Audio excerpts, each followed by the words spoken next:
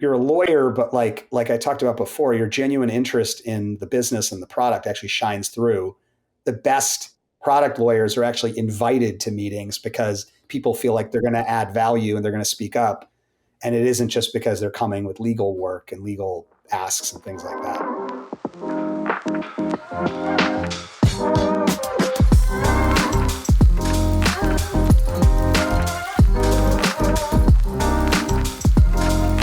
The Abstract is brought to you by SpotDraft, an end-to-end contract lifecycle management system that helps high-performing legal teams become 10 times more efficient. If you spend hours every week drafting and reviewing contracts, worrying about being blindsided by renewals, or if you just want to streamline your contracting processes, SpotDraft is the right solution for you. From creating and managing templates and workflows, to tracking approvals, e-signing, and reporting via an AI-powered repository, SpotDraft helps you in every stage of your contracting. And because it should work where you work, it integrates with all the tools your business already uses. SpotDraft is the key that unlocks the potential of your legal team. Make your contracting easier today at spotdraft.com. How do the best lawyers counsel product managers and engineers who are developing products that delight and might actually make the world better? What if you want to focus your efforts on the environment and climate change? Are there proactive steps that you can take to position yourself to take on these issue areas? Today, we're joined by my friend Vineet Shahani, General Counsel at Mill, a very cool company that we're going to chat about today. I even wore a Mill green sweater for this interview. Previously, Vineet spent nearly 5 years as the deputy GC of Nest prior to their $3.2 billion acquisition by Google, after which he continued to support the Nest team as well as some other cool ventures within Google for another 4 years. He also spent 3 years at Apple as a product counsel, another thing we're going to talk about today, and he began his career at Latham & Watkins in DC. Vineet, thanks so much for joining us today on The Abstract. It's great to be here. Thanks for having me, Tyler. I want to kick off by asking you what Mill makes. What's the product? Because it's a pretty cool mission-oriented company. Yeah, I get to do this daily, so I'm excited to tell everybody about it. Basically, it starts with the plastic bucket that might be under your sink that you're trying to collect your food scraps in and trying to do better for the environment. Or you live in a jurisdiction where, they've kind of told you, hey, this is what you should do with your food scrap, put it in your green bin. The reality is, even in the most progressive places, and I'm thinking Seattle and the Bay Area, where you've got really socially conscious citizens, the participation rates in those programs are abysmal. 20%, 30%.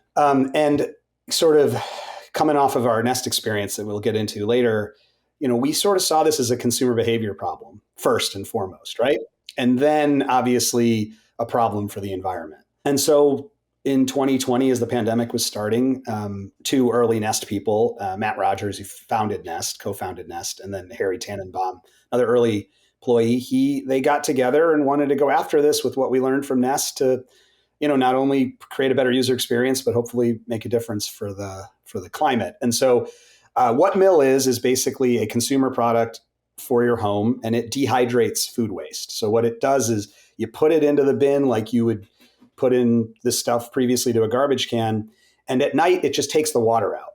Doesn't do anything else. And it's a filtration system in the product that takes that vapor and runs it through a charcoal filter that takes the stink out of it. Right? And as you can tell, we're thinking through every step of what's broken in the user experience to make this a better experience for people. And then ultimately, in the morning, you wake up and this food is just we call it food grounds, but it looks like coffee grounds and it doesn't have any odor in it. And the cool thing that's sort of not on the market yet with anywhere else, is you just do that every day. And because of the capacity of this thing, it takes 3 weeks to fill up for the average family. And this is a task that you no longer have to do, which is take your trash out as much. Kitchen doesn't smell. And then at the end of that, if you have a green bin or a garden, you could put that stuff in there and use it that way. Or we offer a way to send it back to us where we can turn it into chicken feed. And we've done a whole bunch of regulatory work to make that pathway possible. And I could talk about that later too, but that's it. And at the end of the day, we are moving hundreds of thousands of pounds of food waste out of the landfill. And what that means is, and I think a lot of very bright people like don't even appreciate this, is that food in landfills is a major contributor to climate change.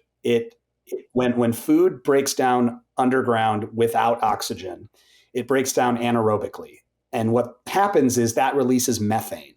And methane is a really powerful short-term greenhouse gas that has, in a sort of shorter term period, 80 times the impact on warming the planet than CO2. And it's on the top of the list of the EPA and other many organizations around the world to like reduce methane. And to do that, we need solutions like this. So I'll get into it more, but that's kind of Mill and the product in a nutshell. I'm even just thinking, I'm in Lake Tahoe right now. I'm reading a book on bears in California and how they go after food waste in garbage cans.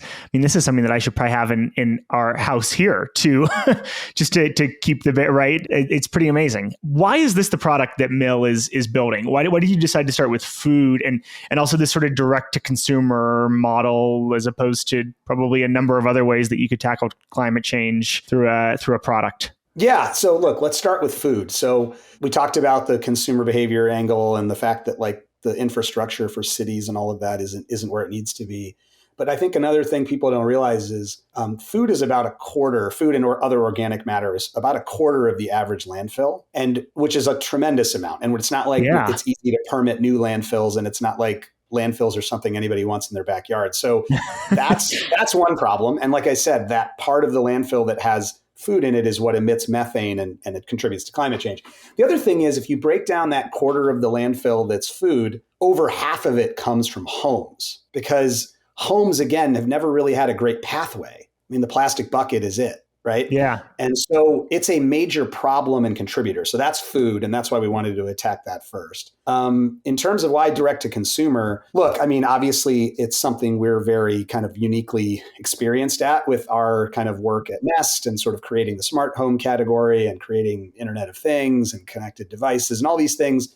We have a sort of special point of view and experience on consumer. But more than that, our thesis is that, look, we're not just going to be a direct-to-consumer company. Ultimately, we want to partner with cities and with the waste industry and with parties that today is how traditionally waste services are given to people. And we want our offering to be part of that because it is a superior way to deal with organics. And so eventually, our goal is to get into different form factors, get into commercial applications, multifamily, all of these other ways that we need to get into to really address the waste problem at scale and to really affect, like to have systems change, which is really what the whole company's about. It's why we go to work every day. Do you consider some of the work that you do as being, let's say, like ESG related? And I asked the question because I'm curious for your take on what's happening in ESG. I think it's unfairly become a little bit of a hot button issue or a hot button term when I think actually maybe the legal practice or work around ESG is headed in pretty interesting and important directions. Talk to us about how Mill fits into and your work fits into ESG as a practice. Yeah, let me start by just like the word ESG, right? Environmental, social, governance, there's a lot in there. So like a lot of times when it's being characterized, I think there's probably maybe not an appreciation for just how many different things make up that word. Ultimately, there has been a politicalization of it because sometimes it's sort of conflated with this idea of wokeness and being too paternalistic about our like sort of leave me alone. I should be, able to like make my own choices and I don't want the government telling me about that and all that. So not denying that it gets conflated into that and that's a challenge for us too, right? To like pick the right language, to sort of position it the right way. These are all things you have to do when you're trying to have impact and break through the noise. I would say though that like when it comes to the idea of climate change, right? And like we talked about like the fact that one of the big things we're solving for is improving the climate, reducing the number of landfills. There isn't as much disconnect on that as one might think. I don't think at the end of the day, you can go to farms in the middle of America and bright red states. You can go to the cities where food is kind of rotting on the streets of New York City. And for different reasons, everybody understands the problem. And the thing about the climate and how different things are getting, like you're losing days on the ski hill, on the mountains out in Tahoe, right? Like everybody confronts it. Like it's in their face. They see the changing of the climate and how it's different from when they were growing up. And so I think there's more in common there than there is apart. And we've definitely seen that in our experience. I think there's a lot of people who want to break into, young lawyers, even lawyers with 10, 15 years of experience who want to break into the type of work that you're doing. They want to support a business that has combating climate change as a part of its mission. Do you have advice for folks who want to start working on climate issues? So recently I've actually had an opportunity to speak at a number of law schools about this and talk to my daughter's high school class about this. So I've said this and I think sometimes it takes a second to like get your head around this, but I really do think environmental work in the legal and compliance area is what privacy was 12 years ago. When I was coming into Nest, right? When I got to Nest, this whole idea of Internet of Things and connecting devices, connecting a thermostat, connecting a smoke alarm, like all sounded kind of ridiculous. And also just the kinds of data, the sensor data and all the stuff that was being picked up. And so it created this, that compounded sort of on top of the fact that like the social media industry and how much more e-commerce we were doing online, like it created all these new categories of data. And it created all this uncertainty of how to share it and get permission as a company to use it. And that sort of created an industry for lawyers and, like kind of to jump in and sort of have quite a bit of work. And I spent, there was a lot of time where I talked to like over the years, litigators and other people that wanted to break into privacy. And I think now if I'm thinking about if you want to skate to where the puck is going and you want to work on something that has that type of ambiguity and that type of urgency and necessity, I think environmental is one of those things. And so I say that because the parallels really are stark. Europe has been pacing the US on environmental issues for a long time, just as they were with privacy. There's a ton of government investment coming into this area. If you look at the Inflation Reduction Act, if you look at a number of other bills coming out of USDA and DOE and other places, and that's true also around the world. There's a lot of government investigations. There's a lot of like confusion about talking to consumers, like a lot of greenwashing, which is a term that kind of means like in marketing, kind of labeling things just to get people to buy it, but not really having substance under your claims. There's a lot of parallels. And I guess the last thing I would say is there's a true generational divide between how young people see climate and environmental issues and how older people see it. And that was kind of like privacy, right? Like young people were totally cool having their stuff up on social networks, whereas older people were like more discreet and worried about their presence. Like this is true of climate too. You talk to anybody in high school right now, they inherently understand that we're not living in a future where there's a ton of abundance and resources are unlimited. But you talk to like somebody like much older and they haven't experienced that. So they aren't going to feel that way. Kind of back to your original question, I think the way to get into this field is to number one, be genuinely and authentically passionate about it, because then you'll read about it on your own. You'll talk to people on your own. You'll reach out to people. There are burgeoning networks of people, just like there were with privacy 10 years ago, that you can easily become a part of online, meetups, and you'd be amazed how quickly you can be an expert in an area that's not formed. You can be an expert pretty quickly because it hasn't been that long that we've been working on this.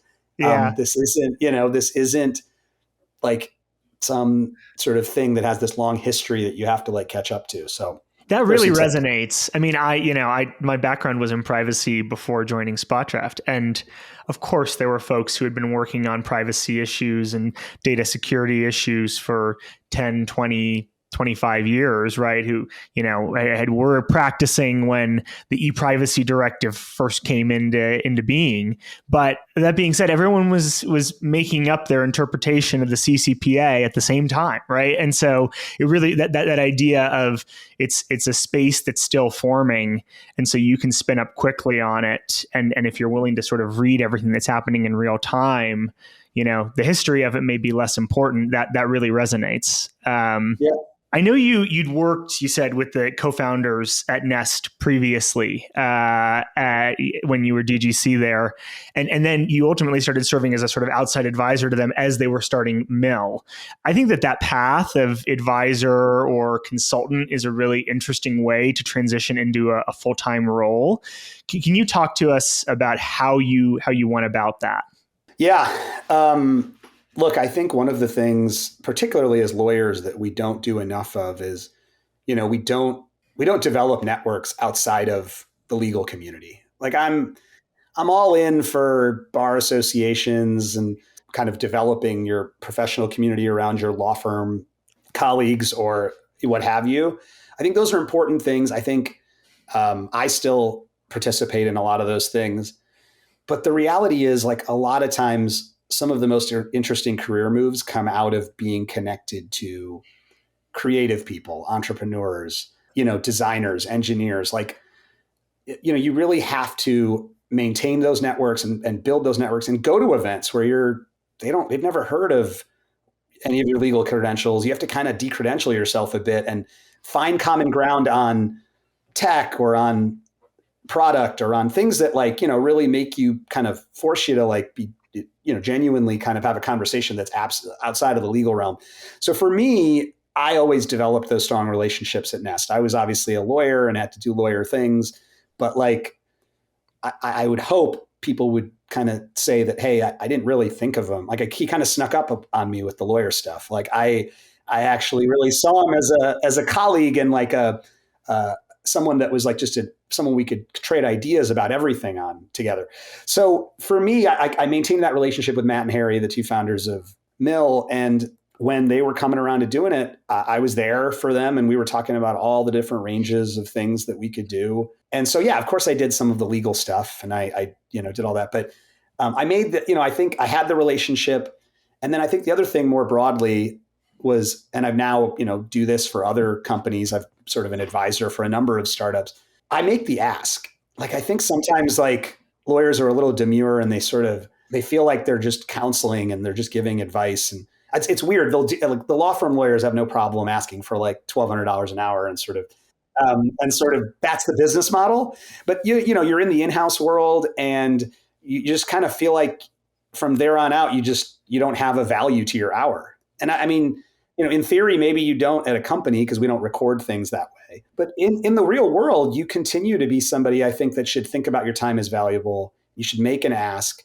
And then I guess the thing I would say is, like, you shouldn't just collect these things like merit badges. Like, I very often consider opportunities where people want me to help them, and I help, but I don't make the ask, because if I'm going to be signed up to be an advisor for somebody, I got to really know I can deliver and be there consistently, or I'm just not going to do it. Because you have your reputation, your integrity, and you just got to, startups are constrained. They don't have the resources. Like, you can't take their resources and not deliver. Yeah. It's not just your headshot and your name on their website. You really want to have a sort of relationship with the founders or other folks on their team. Exactly. This isn't what you did when you moved to Mill, but as we were talking through sort of some of your past experiences, job searching or finding the next thing, including in times when the economic environment is maybe a little bit of a downturn or not so hot, some advice that you had that really resonated, I thought, is hit a single. What do you mean by that? And where do you think that's what do you mean by that? And where do you think that's the right place to act on that advice? Yeah, I sort of say that a lot, and it comes from the last downturn. I don't know if we're in a downturn now, but Right. like, clearly in 08, 09, we were in what I guess was called the Great Recession, and I was at Latham, which is like a shiny law firm, and you got shiny credentials, and you think the market should embrace that. It was really hard. I was getting the door slammed in my face more often than not. And I ended up taking a job at a kind of no name. I mean, they wouldn't say that. I mean, it was kind of not a well known. We call it today a fintech company, but it was basically like a credit kind of company, consumer credit company. And it was not something that, like, you would look at and say, oh, you should, from Latham, you should go to like one of these big brand names. They weren't hiring me, right? And I think what I mean by hit a single is like not to disparage a place you would go, but like a lot of people just sit there, especially when they're at a law firm or they're at a big company with a brand, and they just keep waiting on pitches and they're not swinging and they're not getting on base. And years go by and they're not building their resume and they're not building new skills, they're not meeting new people. And what would happen, what would be a better way to go about it is to take the opportunity that isn't exactly everything you want, or do the advisor thing that we just talked about and just get on base. And you'd be amazed at how quickly you can create a narrative for yourself that's more appealing to those places you want to get to. And so that's kind of like when I say that, that's kind of what I mean. Do you think there's an opportunity cost? Just a follow up on that. Is there an opportunity cost to not moving forward at all, right? To sort of staying in the same place for a long time, especially if it's comfortable or there isn't growth? Man, I mean, like I said, especially in my last move from Google to Mill, it was something that just sat with me, right? Like I think there is a ton of inertia to stay where you are when it comes down to compensation and predictability and you like your colleagues. But I would say, I don't know that everybody would agree with this. There's plenty of people that kind of have long careers at the same place and have dynamic things happen to them and they move around in the org chart. But I mean, my experience was that, yeah, there is an opportunity cost in the sense that like I could be a leader at a well-known company, but there's a lot of skills I'm not developing. Like, for example, at Google, I didn't know how to run a board meeting. I'd never actually been in a board meeting. I didn't know how to counsel a CEO. Like I wasn't counseling Sundar at Google. I mean, this is not to diminish. Thank you. Well, this is not to diminish the work. It's just to say that, like, especially at bigger places, you're part of a big system. You work on a lot of process that's sort of part of making the place work. And so for me, I sort of felt like I needed to leave to go develop skills that I just could not develop at Google, and also like get an opportunity to go speak externally for the company and do things that I can do without as much constraint, because part of the goal of a small emerging company is to just have everybody do as much as they can in whatever area. There's no four corners of your job is not something that limits you the way it does at a bigger company, because it has to, because everybody has to play kind of a role in a big, in a big system. So I would say, yeah, I mean, I would say you have to, there's a point where you've got to feel like, hey, if you're not learning enough and it's really hard to move around, you got to find a different environment. Quick announcement before I let you get back to the episode. SpotDraft just released our annual compensation report for in-house legal professionals. If you're wondering how your compensation compares to your peers across industries, years of experience, and more, make sure to check it out. Find it at salary-report.spotdraft.com or head to the link in the description. Now, let's get back to the episode. We're going to continue to talk a little bit about the environment because it's relevant to your role today. But I do want to transition in a sense to focus in on product counseling. It's something that I think you're pretty passionate about, that you have deep experience in across Apple, Nest, Google, and now you're still doing it today at Mill. Tell us in your own words what you think product counseling is and how you think the best product counselors out there do their jobs. Yeah, it's amazing how many, like, the word product counsel is out there. And then, if you really try to look at a definition for it, like it'll be variable in a lot of different areas, right? And some of it is the fact that inherently every company's product is different. They're regulated differently. They have different competitors. They have different challenges to them. So it's just not easy to sort of say a product counseling role is necessarily transferable among different companies.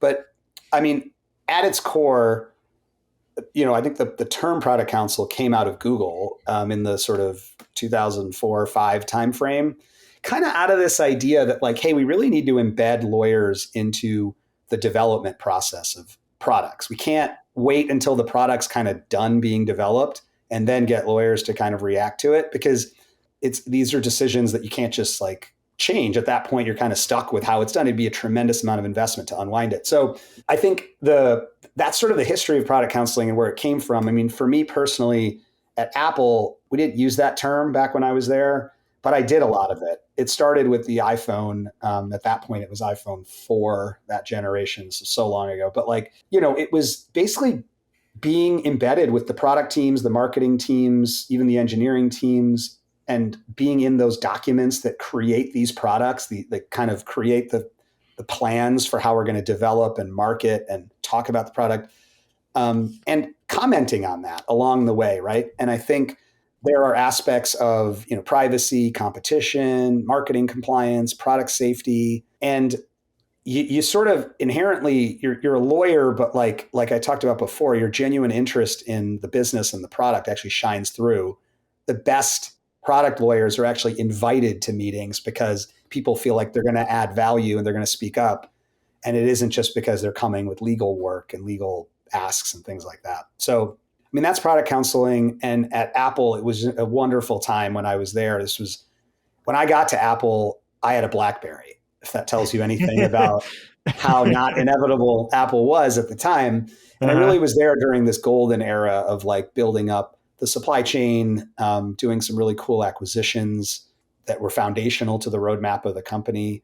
And then ultimately, really just having input on this product that obviously today is everywhere, but at the time was still fighting to break through the noise of like smartphone generally, and then specifically, the category of like a premium kind of phone that people should rely on. Let's talk a little more about Apple. I'm sure that was a pretty incredible training ground. Can you tell us a sort of lesson about being a good or great product counselor that you learned while you were there? Look, I think the cool thing about Apple and being a product counselor, and I guess I should step back, like, I think a lot of people are probably doing product counseling and they're just not called one. Yeah. Like, product counsel is this hyper kind of tech forward term in a way that came out of Google and obviously started at Google and other companies picked it up and now it's like a thing. But at the end of the day, it's just somebody that's really providing counsel on a product at a company or a business or a service line or whatever.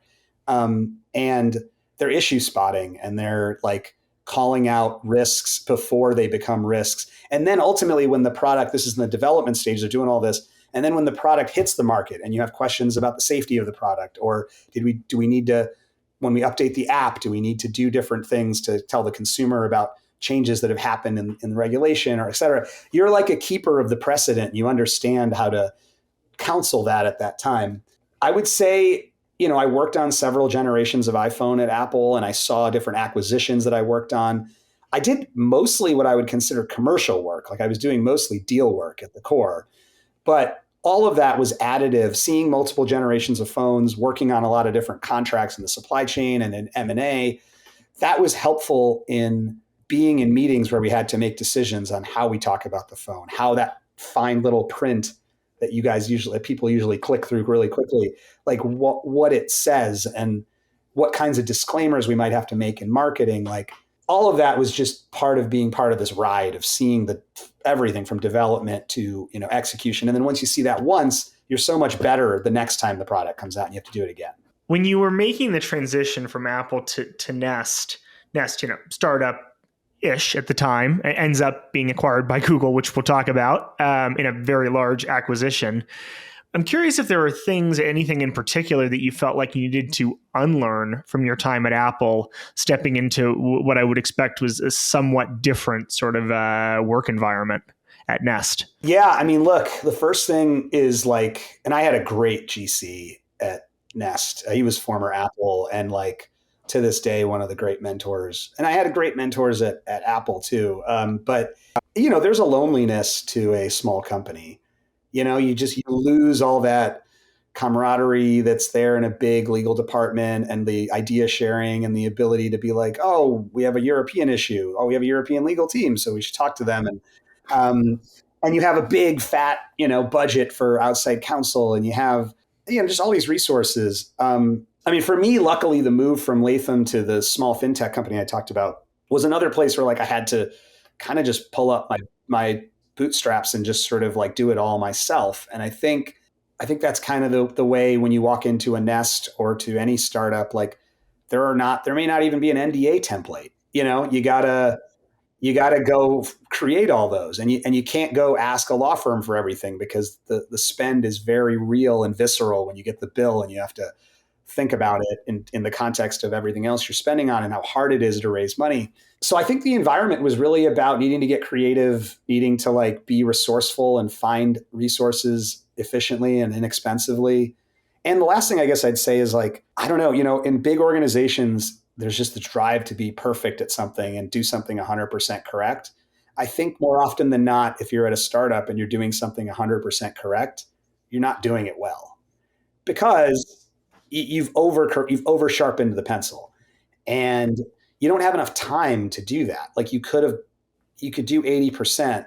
You could let that term go in the contract. You can be a little bit looser with your language and marketing. You could, not have buttoned up all of the like different policies and things that you need to have done to run the company. And you're probably fine, because there's just nobody's really paying attention. You know, I think you just have to like be mindful of the gives and takes you're making, because there comes a point where some of that stuff needs to be cleaned up and needs to be brought up to a higher level. Yeah, I love that. I think that's right. Think about the consumer, right? Like think about real harms potentially or risks you need to mitigate around the consumer, as opposed to dotting every I and crossing every T in the event a regulator comes and asks for lots and lots and lots of documentation, right? Yeah, Yeah. and look, like the parallels to how you practice law and how the product team and the marketing team is thinking about the evolution of their work is again Mm-hmm. here starkly apparent to you in a startup environment. Like Yep. if like our first generation product at Mill, just like the first generation product at Nest, not where we want it to be, right? Like the Sure. point is get it out there. The cost structure of it behind the scenes isn't where we want it to be. The product feature set is not where we want it to be. We aren't marketing it as sharply as we want to. But these are Uh-huh. all things that you do so much better in the next generation of a product, right? And you need to take that approach in practicing law in a startup, because there's a wave one of what work you need to do, and then there's necessarily a wave two and then a wave three. And if you take that view, I think you're doing things, you're efficient, and you're doing things the way that the other functions in the startup are doing things. I do want to make sure that our listeners have an opportunity to hear about your time at Google. You entered with a pretty cool way to enter Google. When Nest was acquired, it was Google's second largest acquisition ever. Is there a story or a lesson that you think encapsulates your experience working at Google, your time there? Yeah, I mean, look, what was cool about our acquisition, when we were acquired, it was called Google. The whole thing was called Google. Yeah. Very, very soon after we were acquired, a new corporate structure was overlaid on top of Google, and it's what we know today as Alphabet. And Uh-huh. what was really cool was, in a lot of ways, Nest was the first bet, and in a lot of ways, Huh. in my mind, it was kind of one of the inspirations for the Alphabet structure, in the sense that Mm-hmm. Google has a core business, right? I mean, and they're diversifying into cloud and other things, but at its core, like it's an ad supported business, right? Like Yep. that's how the revenue comes in. And Nest came to the board with actually a definitively non ads driven thesis, Mm-hmm. right? Like we were pretty clear about not wanting to run ads on people's thermostats and not use the data from camera footage to serve you ads, right? We knew that Yeah. wouldn't work for the business. Like that's just not, consumers wouldn't take it. And so we had a different thesis on product. We had a different business plan and sort of how we generated revenue. And then we had a mature team, right? Like Tony Fadell and Mm-hmm. Matt Rogers, were both experienced people from Apple. A lot of us had come from places like Apple, and we were hardware people. And at its core, Google is more of a software centric Mm-hmm. company. So for me, what was really cool was getting there, and then we were actually left alone for a while. And that's sort of what the point of Alphabet is, right? Is like, whether it's through an acquisition or through something that's been ingrown and like incubated, these businesses that are not Mm-hmm. necessarily, core to Google's like business, they need to figure out a way to stand on their own. They need to maybe seek outside investment, which you can't do if you're like a subsidiary of Google, right? You have to create a Right. different structure. So the auto industry can invest in Waymo and the healthcare industry can invest in Verily and whatever. Now, again, like ultimately the decision was made to roll Nest back into Google, which, is like, which was kind of where the winds were going with how Hmm. hardware businesses were going and the smart home was going. But for me, there was so many product issues and commercial legal issues and regulatory issues and just the full suite of issues that I got to experience through that whole journey. Meanwhile, just working with incredible, talented colleagues, right? Which Google has plenty of. I had another guest on, and one of the things that we talked about was perhaps that in the startup world, there's a little bit of a bias against people who come from large companies. The idea being they might not have that sort of 80-20 rule ingrained. There might be some adaptation that's needed.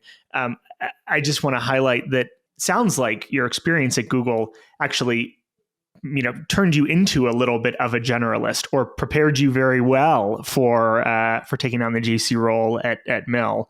That not everyone who comes out of a big company, I guess is what I'm saying, is a specialist.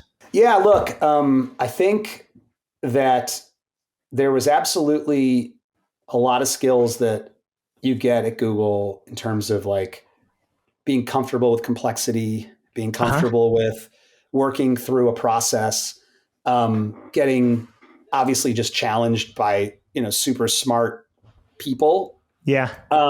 But I was able. It was not easy to like what we talked about, like the inertia and like walking away. Uh-huh. Separately, yeah, I think there was a part of me that was like, wow, can I go like create my own forms again and not Hmm. have a sounding board for every decision, and Hmm. have some really perfect management structure that like supports me and develops Yeah. me? Like, am I capable of practicing law like that again? Like I did Hmm. at Nest in the early days, like I did at, the fintech company after Latham. Uh-huh. Um, and that's one of the reasons I left. And that was like, I felt like I needed to prove to myself I could do that. We talked about also just like the fact that like there were just things and skills that I could not develop at Google. Like Sure. it just wasn't possible. I think to your question of like, is there like a bias or some sort of like, against coming from a big company to a smaller company? I think there is. Yeah. I think there is. And I think that in addition to a bias from big company to small company, there's also a bias towards tenure and age and like all of these things about like, hey, Yeah. when you come into a small environment, often with a lot of young people, like, are you open minded enough? Like, are Hmm. you hungry enough? Are you, you know, like scrappy enough to like kind of do things with the efficiency and the lack of cost? And I think it's something that if those are part of your goals, it's not part of everybody's goals to go off and work at an early stage company. You should be thinking about, and you can develop those. I mean, obviously, it's harder to develop in a big company. You could do them by doing the advisor thing that I was talking about, or Yep. just networking with those people. Make sure you're in compliance with all your Yeah. whatever agreements you've signed, like at your company job. But there's ways to accumulate those skills while at the big company. But ultimately, Uh-huh. like if that's really where your heart is and you want to have that kind of impact, you got to take the plunge at some point. I've got just a few more questions for you and focused on something that I haven't talked about with anybody really on the abstract, which is politics. Early on in your career, you worked on an election campaign for a gentleman named Raja Krishnamurthy. He didn't win the race that you worked on, which was for Illinois State Controller, but now he is a congressman. I'm curious just sort of how you got involved in politics and decided to spend some time working on a campaign. So, kind of like we were talking about advising companies and making networks outside of your comfort zone that are not legal. For me, I mean, in addition to the fact that, politics is just interesting, I like to read about it. Like, Yeah, me I too. sort of, like, I think we all do. Like, I think there's an element of it being part of all of our lives, but like, but for me, strategically and like really deliberately, like, I also see it as this like incredible way to connect and be with people that you really otherwise have no business being connected to, right? Like on Raja's campaign that didn't work out, because of the need to fundraise and the need to like get the word out, which Hmm. we'll talk about in a second, is very very similar to like startups and like all that. But because of all that, I developed these relationships as like a fourth year, fifth year associate with CEOs and with like, people that were kind of really influential in the political world. And it was because I was, associated with a candidate that they wanted to get to know better and they were excited about.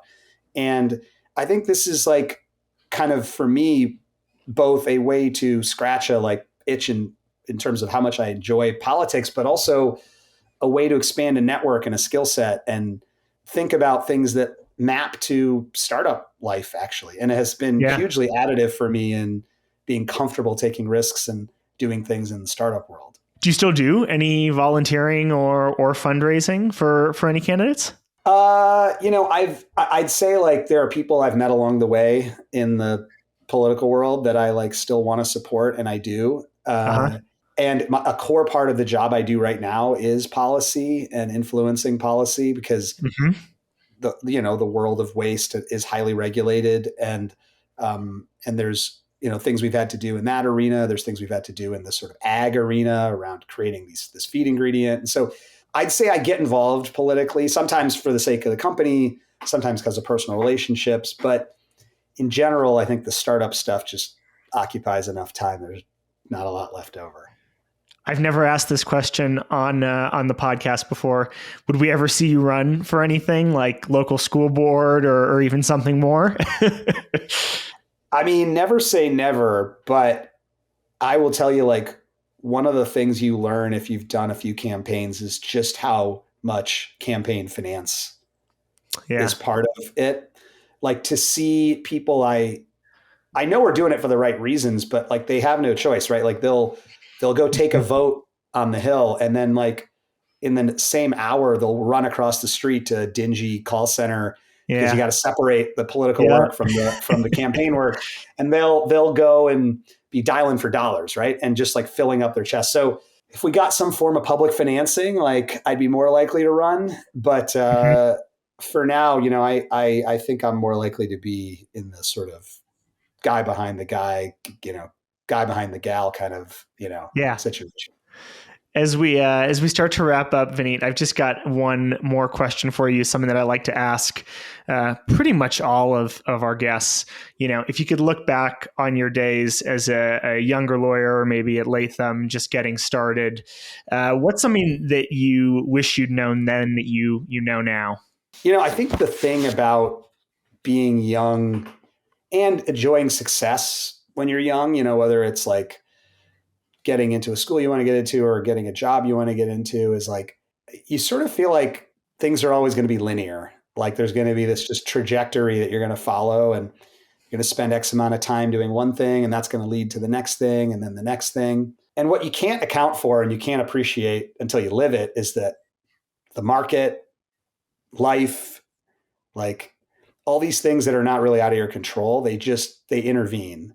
And you'll have lows, like I've talked about, like I've been laid off from jobs, like I've had struggles finding jobs. I've jumped into things that are at a stage where it's very unclear whether it's going to go anywhere. A lot of times, like, only in like hindsight do you reflect on the fact that this is all part of like a journey and holistic and all that. In the moment, it's hard to do that. So again, if we're like doing a hypothetical where it's like, what could you tell your younger self? Yeah. Like I would say that those things are going to happen because they happen to everybody. I think the ways to deal with it is to one thing wish I did more is like verbalize it more, talk through Uh-huh. it more with people. Use like at different points in my career, we didn't have things like LinkedIn or other outlets to be able to vent or talk about your point of view to more people. Like use those things. I think learn from the like things that didn't go the way you want, and do Hmm. your best to not have those things happen to you again. Take advice from people that have been there. Reach out to people like cold. I mean, on LinkedIn, just write a thoughtful message. People will reply. Hmm. Um, and then I guess the last thing is just, it sounds really corny, but like just ultimately like kind of have this deep belief that like you're a good communicator, especially if you're a lawyer. I mean, you're generally a better communicator than most people in the room. You have Yeah. foundational skills that you can rely on and will lead you to good things. You can have that as a North Star. And it sounds a little hokey, but I think you just have to have that faith. And that's like sort of what I think is impossible to really have at a junior part of your career. But a person that's been through it will tell you that that's really going to happen. And it's really important that you kind of keep your head up and keep moving forward. What a fantastic way to conclude our conversation. Thanks so much for joining us today, Vineet. Hey, I appreciate it. It was a great opportunity. And to all of our listeners out there, thanks so much for joining us for this episode of The Abstract. And we hope to see you next time. If you enjoyed this episode, I'd recommend that you give my interview from earlier in the season with Win Vu, Deputy GC of OKX, a listen. He offers a different perspective on what it means to be a great product counselor. You can also subscribe so you get notified as soon as we post a new episode. And if you liked this one, I'd really love to hear your thoughts, so leave a rating or a comment. If you'd like to reach out to us, our LinkedIn profiles are in the description. See you all next week.